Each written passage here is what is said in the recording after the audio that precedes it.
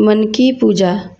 एक निर्धन व्यक्ति था। वह मंदिर की पूजा में बहुत शानदार सेवा पेश करना चाहता था, लेकिन उसके पास धन नहीं था। एक दिन की बात है, वह एक भागवत में बैठा हुआ था और उसने सुना कि नारायण मन के भीतर भी पूजे जा सकते हैं।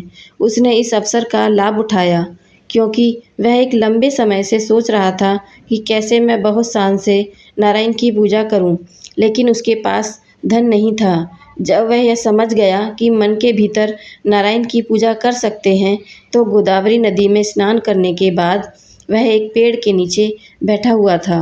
अपने मन के भीतर वह बहुत खूबसूरत सा सिंहासन का निर्माण कर रहा था। गहनों के साथ लदी हुई और सिंहासन पर भगवान के अर्च विग्रह को रखते हुए वह अर्च विग्रह का अभिषेक कर रहा था, गंगा, यमुना, गोदावरी, नर्मदा, कावेरी के जल के साथ। फिर वह बहुत अधिक अच्छी तरह से अर्च विग्रह का श्रृंगार कर रहा था और फूल माला के साथ पूजा कर रहा था। वह बहुत अच्छी तरह से भोजन पका रहा था और वह परमाना मीठे चावल पका रहा था। तो वह परखना चाहता था कि क्या वह बहुत गर्म था, क्योंकि परमाना ठंडा लिया जाता है, परमाना बहुत गर्म नहीं लिया जाता। तो उसने परमाना में अपनी उंगली डाली और उसकी उंगली जल गई।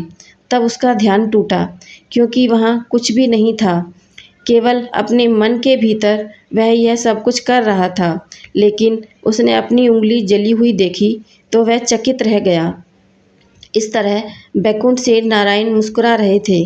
देवी लक्ष्मी ने पूछा, आप क्यों मुस्कुरा रहे हैं? तब नारायण बोले, मेरा एक भक्त अति प्रभावी मानस पूजन कर रहा है।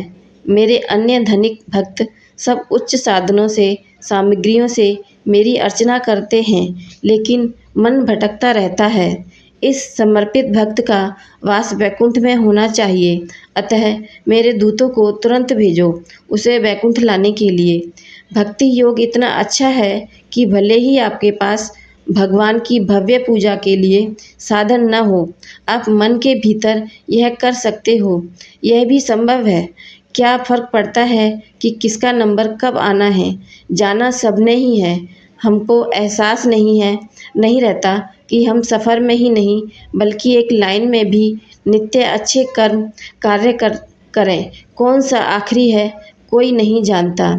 अगर मेरी ये कहानी आपको अच्छी लगी हो तो प्लीज़ लाइक, शेयर और सब्सक्राइब ज़रूर कर देना। जय श्री कृष्ण।